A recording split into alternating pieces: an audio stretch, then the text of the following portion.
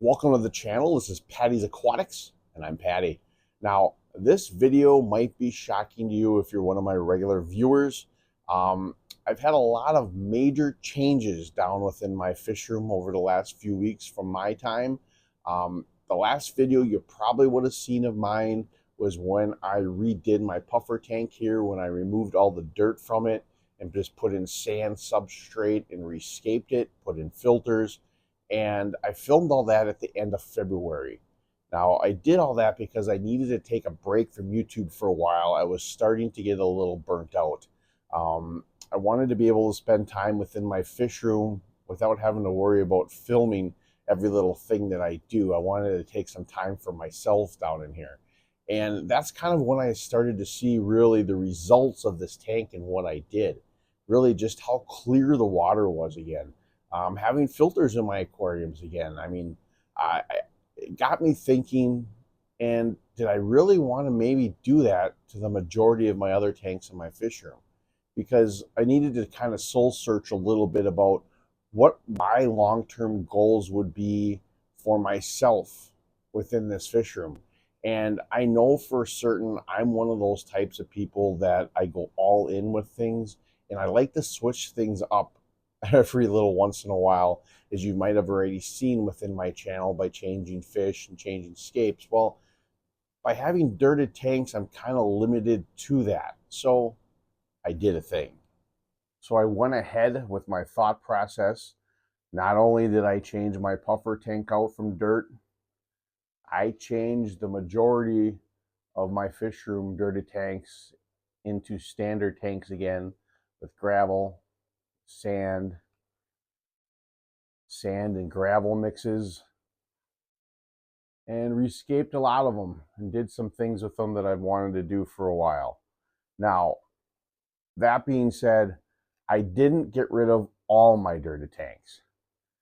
I kept my oldest one here, my 20 long, that's got my rare Matano rice fish in it, which are breeding, by the way, in here. I will make a video on that soon.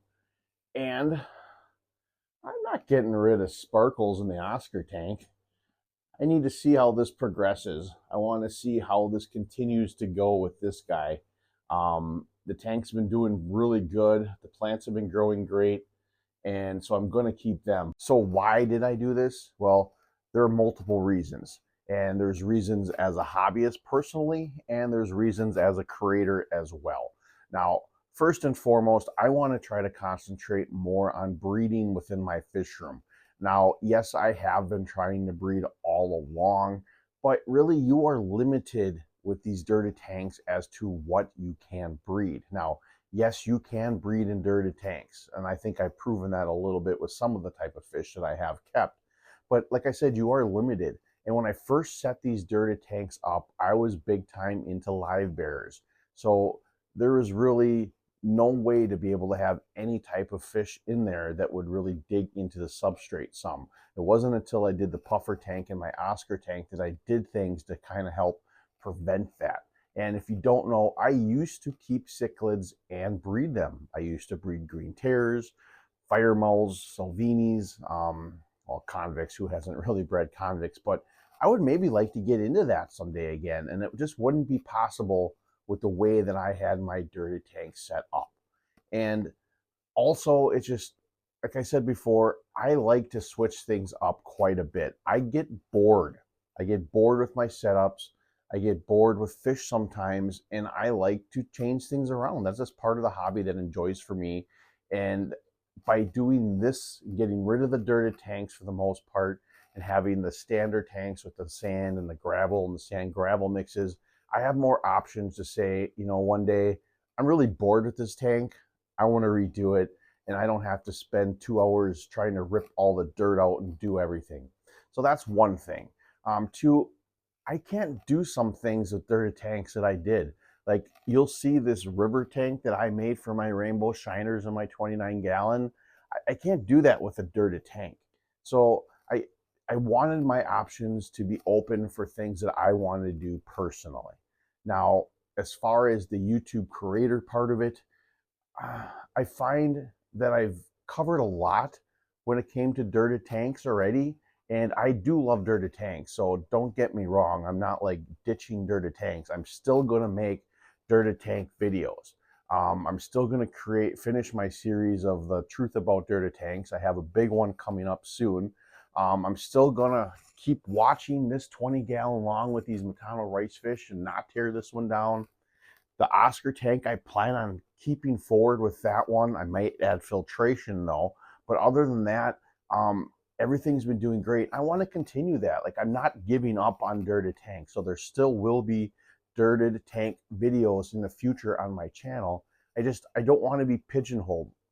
Like, I've said this in numerous videos as advice to other people, not to let a certain method pigeonhole you in your hobby. And I almost feel like that was almost a message to myself, because really, by keeping all dirty tanks, I'm limited to what I could really do down here. And I don't want that. I want to be able to do whatever I want. And so that's why I felt like by putting sand in some tanks, gravel in others, sand and gravel and other mixes, I can really have some comparisons between those types of substrate tanks along with the dirt substrates, and be able to make videos, comparison videos, when it comes to things along those lines as well. Well, I can truly say I did hit that reset button within my fish room.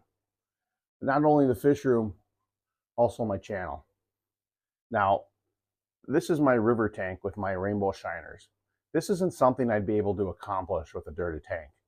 You can't have dirt substrates and be able to have these hills and upgrades that you have. You have to have like a flat surface, flat substrate for the most part. And it's just some different things that I wanted to try and do, and I can't do that with just dirted tanks. I don't want to pigeonhole myself to be able to only do one certain thing. And now that I have it this way with all these different substrates, I can try different things.